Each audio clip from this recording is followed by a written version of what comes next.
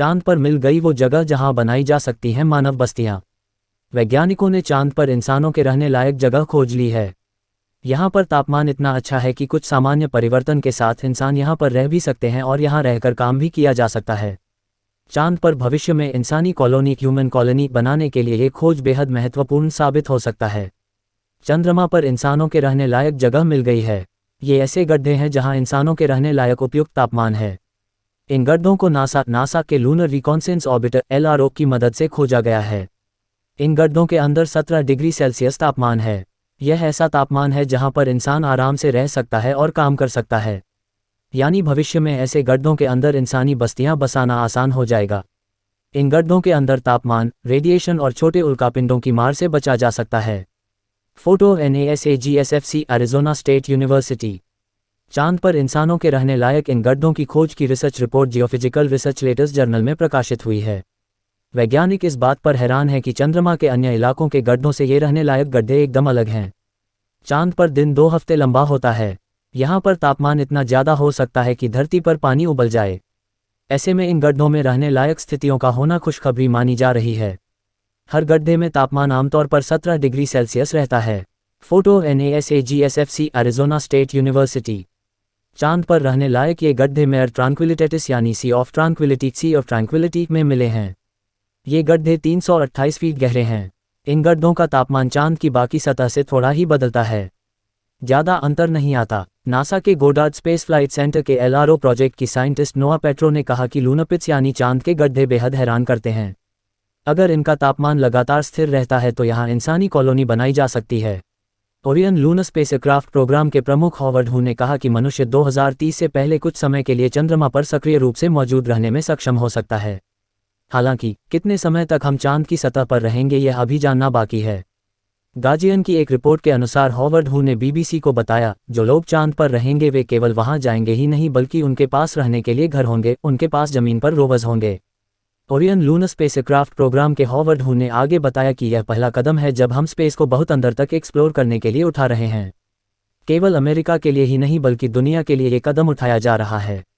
मुझे लगता है कि यह नासा के लिए एक ऐतिहासिक दिन है, लेकिन यह उन सभी लोगों के लिए भी एक ऐतिहासिक दिन है जो लोग स्पेस फ्लाइट और डीप स्पेस एक्सप्लोरेशन से प्यार करते हैं। हॉवर्ड ने कहा, हम चांद पर वापस जा रहे हैं।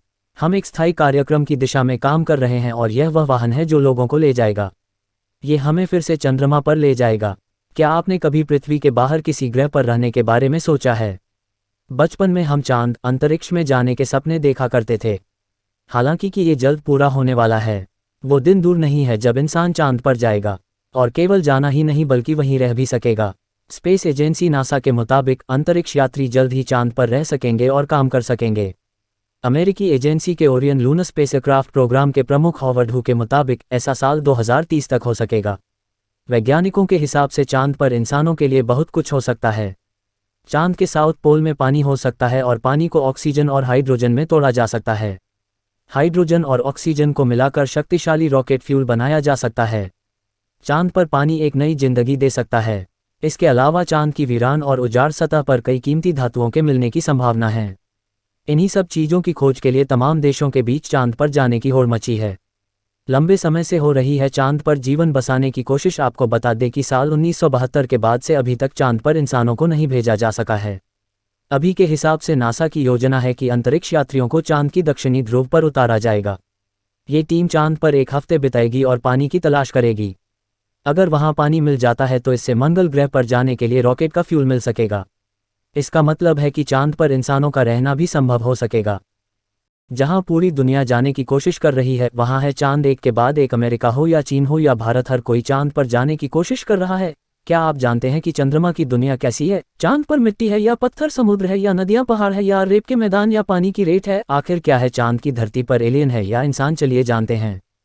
चलिए दोस्तों, अगले कुछ देर में ले चलते हैं चांद की सैर पर। चलिए शुरू करते हैं अपने चांद की सफर को। धरती से लगभग चांद की दूरी 384, 400 किलोमीटर है। पृथ्वी से चांद पर पहुंचने में कम समय 4 दिन अमेरिका को लगा था। वहीं अगर हम चंद्रयान के रास्ते से जाते हैं तो लगभग 40 दिन का समय लग सकता है। अगर हम यह मानकर चले अमेरिकी स्पेस से चांद पर बैठकर चले जा रहे हैं तो हमें वहां पहुंचने में 4 दिन का समय लगेगा। 4 दिन बाद हम चांद की जमीन पर होंगे। चांद की जमीन पर उतरने के बाद जो हमें सबसे पहले दिखेगा वह है चांद की जमीन। आपको चांद की जमीन ऊपर खबर नजर आएगी। चांद की जमीन पर हर तरफ आपके बड़े बड़े गड्ढे नजर आएंगे। जब आप चांद की जमीन पर खड़े होकर ऊपर की ओर देखेंगे आपको हमारा खूबसूरत सा ग्रह पृथ्वी नजर आएगा, जिसमें आपको साफ साफ पृथ्वी अपनी घूर्णन नजर आएगी। लेकिन आसमान में हमेशा आपको उसकी विशेषता बनाए रखेगा, अर्थात चांद पर खड़े होकर पृथ्वी को कई वर्षों से अगर हम निहारत रहे तो वह अपनी जगह से टच से मत नहीं होगी। चांद का गुरुत्वाकर्षण पृथ्वी के मुकाबले 6 गुना ज्यादा काम है, यानी चांद की जमीन पर जाने के बाद हमारा वजन 6 गुना ज्यादा काम हो जाएगा। यदि पृथ्वी पर आपका वजन 60 किलो है तो वही चांद पर आपका वजन केवल 10 किलो ही रह जाएगा, यानी चांद की जमीन पर उतरने के बाद काफी आप हल्का महसूस कर रहे होंगे। आप इधर उधर आसानी से उछल पाएंगे। इसी कारण नील आर्मस्ट्रांग जब चांद पर चल रहे थे तब कुशल उछाल कर चल रहे थे, क्योंकि दोस्तों चांद पर पृथ्वी की तरह चल पाना संभव नहीं है। चांद की सतह पर नील आर्मस्ट्रांग और उनके साथी योग के कदमों के निशान आज भी वहां पर मौजूद है, क्योंकि वहां हवा नहीं होने की वजह से अब तक निशान मिटा नहीं है। फिर थोड़ा चलने के बाद जब आप चांद पर इधर उधर देखोगे तो आपको बहुत सारा कचरा, पेपर, बहुत सारे क्षतिग्रस्त सैटेलाइट और बैग मिलेंगे।